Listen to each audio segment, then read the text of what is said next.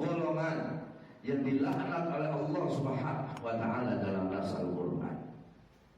شاهد قوله سبحانه وتعالى فهل عسيتم إن توليتم أن تفسدوا في الأرض وتقطعوا أرحامكم أولئك لعنهم الله فأصمهم وأعمى أبصارهم وأي تقطيع وأي إفساد أعظم من إفساد أهل بيت النبي محمد صلى الله عليه وسلم.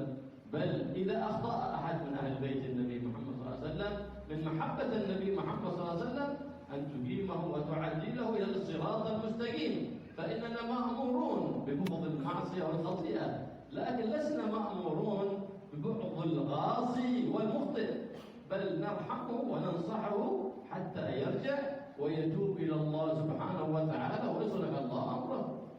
Tadi juga beliau mengatakan bagi orang yang terkadang mengatakan cinta kepada ahli bait itu dulu, kalau sekarang sudah tidak ada lagi. Hati-hati, pernyataan jahil, pernyataan bodoh.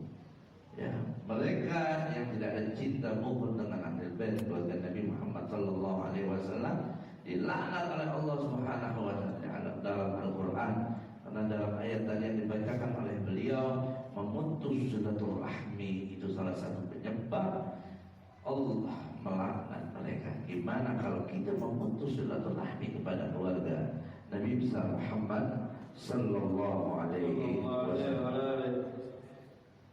ثم العبد إذا أراد أن يطلب المحبة من الله بماذا يطلبها؟ قال ولا زال عبدي يتقرب إلي بالنوافل حتى أحبه.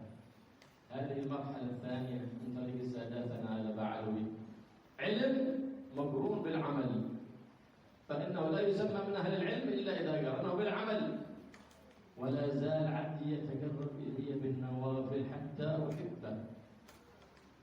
توجهوا إلى الله بالأوراد الكثيرة من الصلوات والصيام والأذكار وتلاوة القرآن والصلاة على حبيب الرحمن محمد صلى الله عليه وسلم، واستقاموا على ذلك حتى وقر في قلوب النور، ليس كالشمس ولا كالبدر بل نور أتى ذكره في سورة النور فاستقري الله نور السماوات والأرض، أي منورها بنور حبيب محمد صلى الله عليه وآله وسلم. Kemudian kalau hamba Allah Subhanahu wa taala dia sudah baik dalam beribadah, menjalankan apa yang diperintahkan, diwajibkan oleh Allah Subhanahu wa taala, dan dia terus melakukan ibadah-ibadah, mendekatkan diri kepada Allah Subhanahu wa taala sampai pada akhirnya Allah Subhanahu wa taala mencintainya. Beliau menyatakan, kata beliau, ini adalah bagian yang kedua dari thariqah Ba'alawi setelah ilmu, yaitu amal.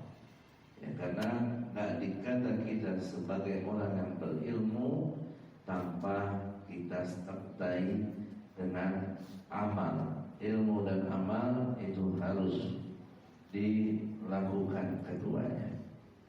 الأمر الرابع الذي هو أساس في طريق ساداتنا البعلوي هو تطهير القلوب وتنظيفها. الأمر الرابع، الأمر الأول العلم، الأمر الثاني العمل، الأمر الثالث هو الإكثار من الأوراد مع الصدق والإخلاص لله سبحانه وتعالى من أوراده بكثرة الصلاة غير المفروضة، كثرة الصيام غير المفروض، بكثرة تلاوة القرآن وذكر الرحمن والصلاة على حبيب الرحمن.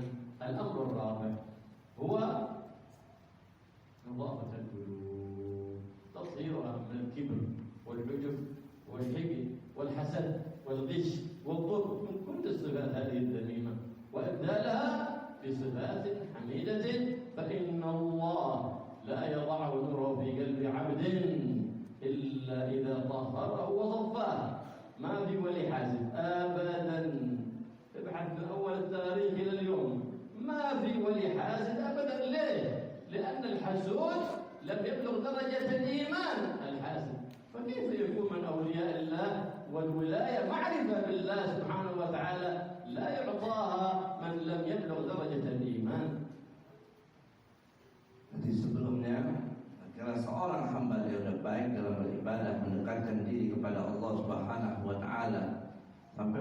bahwasanya Allah betul mencintai dia, maka dia akan terus merasakan kelezatan, kenikmatan dalam beribadah. Dia meningkatkan zikirnya, bacaan Qur'annya, salawatnya dan seterusnya, sampai Allah Subhanahu wa taala betul-betul memberikan cahaya di hatinya.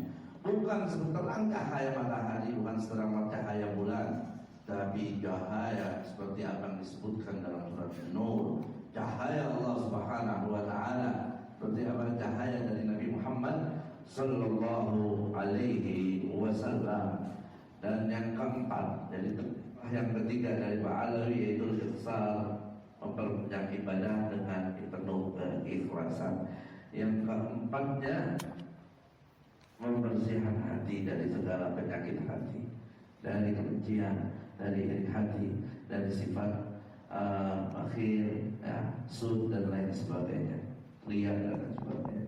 Tak ada seorang wali dari wali Allah memiliki sifat hasud. Nggak ada yang wali tapi dia hasud, iri dengki kepada orang lain. Ya, karena Nabi Sallallahu Alaihi Wasallam katakan mungkin ada di hati seorang mukmin itu hasud.